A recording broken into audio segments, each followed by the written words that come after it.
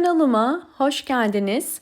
Bugün sizlere hiç çiçek açmayan orkidelere nasıl çiçek açtırılır? Bununla ilgili tam 7 önemli püf noktaya değineceğim.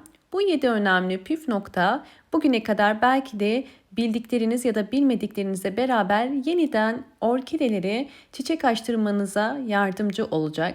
Hemen sizlere orkidelere çiçek açtırabilmenin birinci püf noktasından başlamak istiyorum.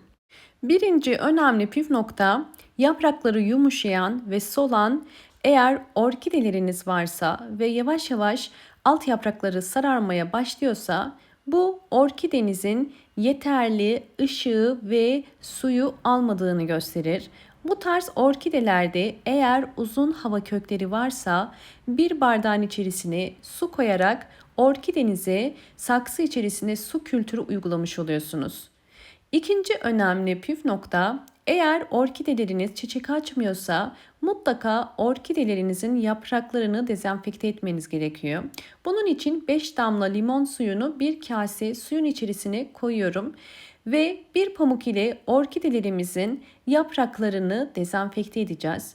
Orkidelerin çiçek açmamasının en büyük nedeni yaprakta meydana gelen hastalık ve böcekler. Bu bazen bir tris böceği, bu şekilde bakın yaprak altına gizlenir ya da yapışkan damlacıklar ya unlu bit ya da farklı hastalıklar olabilir. Bunlardan kurtulmak için ayda bir kere limonlu su ile orkidenizin yapraklarını hem üstten hem alttan silerek yeniden canlandırıp orkidenizin bol bol çiçek dalı açmasına yardımcı olabilirsiniz. Üçüncü önemli püf nokta budama. Gördüğünüz bu orkidenin bakın dallarını önceden ben budamıştım.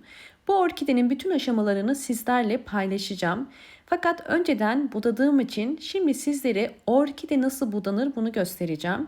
Eğer orkidenizin eski çiçek dalları varsa bu şekilde yapmanız gereken çiçek dallarını budamak.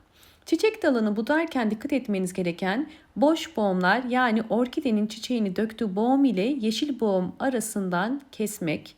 Bakın, dolu boğum ve boş boğum arasından keskin bir makas ile tek seferde kesiyorum.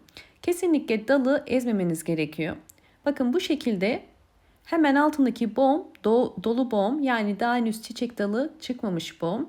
Her bir boğum bizim için yeni bir çiçek dalı demektir. Kesilen yere isterseniz toz tarçın dökebilirsiniz. Bakın, kestiğim dal ve hiçbir dolu boğum yok. Bunlar boş boğumlar. Böylelikle orkideleriniz birden fazla çiçek dalı açabilir. Eğer orkidenizin var olan bir çiçek dalı varsa ve ikinci dalı da bu şekilde ise yan daldaki budama nasıl yapılır? Gördüğünüz üzere bakın, yeşil yani dolu boğum. Hemen sonraki boğum da boş boğum. En son çiçeğini döktüğü boğum ile dolu boğum üzerinden tek hamlede kesiyoruz. Budama sonucu orkidemin aylar içerisindeki bakın nasıl çiçek dalı çıkardığını sizlerle paylaşıyorum. Biraz önce paylaştığım orkidem sizlerle ve aylar sonra bu orkidem bakın bu şekilde hem yan dallardan hem de sıfırdan çiçek dalı çıkardı. Budama sonucu mutlaka orkideleriniz yeni çiçek dalları açar. Eğer hiç budanacak dalı yoksa bakın bu şekilde sıfırdan da orkidemiz yine çiçek dalı açıyor. Evet, diğer önemli püf nokta ise dördüncü püf noktamız orkidenin sulama zamanı. Orkidenin sulama zamanı her zaman köklere bakılarak yapılır. Gün ve haftalar sayılmaz. Eğer köklerin rengi bu şekilde gri ise orkidenin suya ihtiyacı var demektir ve su vermeniz gerekiyor. Fakat eğer orkidenin kökleri yeşil ise bu orkidenin suya ihtiyacı yok demektir ve orkideye kesinlikle su vermeyin. Fazla su orkidenin köklerinin çürüyüp çiçeklerin dökülmesine sebep olur. Bu yüzden ideal sulamayı gösteriyorum. İdeal sulama 100 milimlik kadar bir sudur. Yani yarım su bardağı su her bir orkide saksısı için yeterlidir. Orkide bu suyu akşama kadar çeker ve altta su birikmez. Bu da yine önemli bir püf noktadır.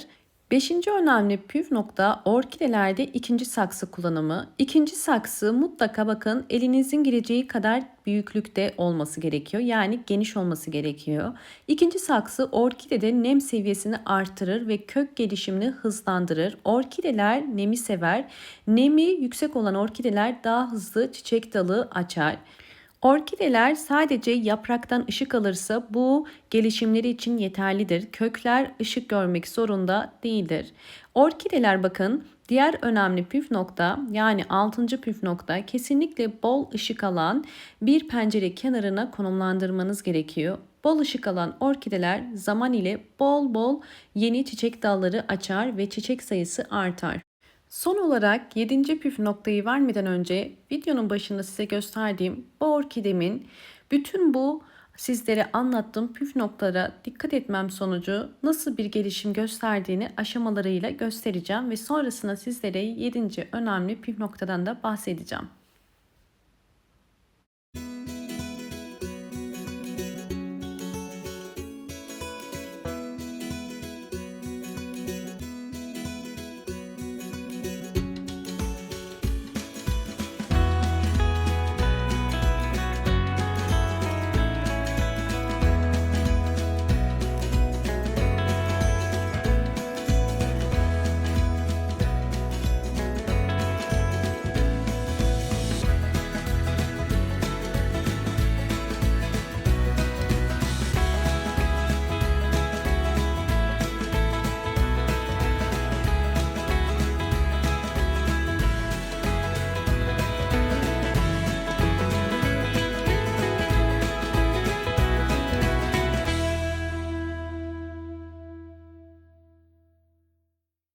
Orkidemin bir yıl içerisindeki tüm gelişim aşamalarını sizlerle paylaştım ve bir yıl içerisinde orkideme nasıl bakım yaptığımı sizlere gösterdim. Son olarak 7. püf noktamıza geçmeden önce eğer videomu buraya kadar izleyip beğendiyseniz hemen beğen tuşuna basıp kanalıma da abone değilseniz eğer bana destek olmak için abone olursanız çok mutlu olurum. Hemen 7. önemli son püf noktamıza geçelim. Orkidenizin hiç çiçek dalı yoksa bunun için kullanın. Yani yeni bir çiçek dalı çıkarabilmesi için muz kabuklarını bu şekilde bir kasenin içerisine koyuyorum ve üzeri doluncaya kadar su ilave edeceğim. Daha sonra bu karışımın ağzını kapatıp bir gece yani 12 saat bekleteceğiz. Bunu serin bir yerde saklamanızı tavsiye ederim. Evet, 12 saat bekleyen bakın muz kabuğunun suyu bu şekilde oluyor. Rengi muz kabuklarından dolayı bu şekilde görünüyor. Ve bunu süzüyorum.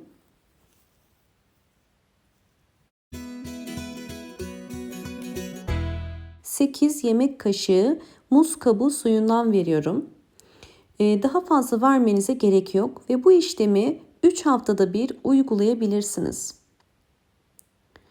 Evet, bakın bu orkidemin özellikle bu dalını göstermek istiyorum. Bu ilk hali ve sizlere şimdi sonraki halini de göstereceğim. Bakın 2 tane çiçek dalı çıkardı. Bunlar vermiş olduğum sıvı bitki besinleri sayesinde oluyor. Bakın görüyorsunuz diğer dalında da yine yeni çiçek dalı çıkarıyor. Ve 2 tane de ana dal çiçek dalı çıkardı.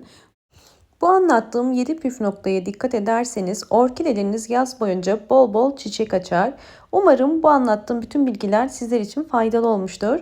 Videomu buraya kadar izlediyseniz ve beğendiyseniz hemen beğen tuşuna basıp kanalıma da abone değilseniz eğer bana destek olmak için abone olabilirsiniz. Bol bol yorumlar yapıp yorumlar kısmında da sorularınız varsa sorabilirsiniz. Hoşça kalın, sağlıkla kalın.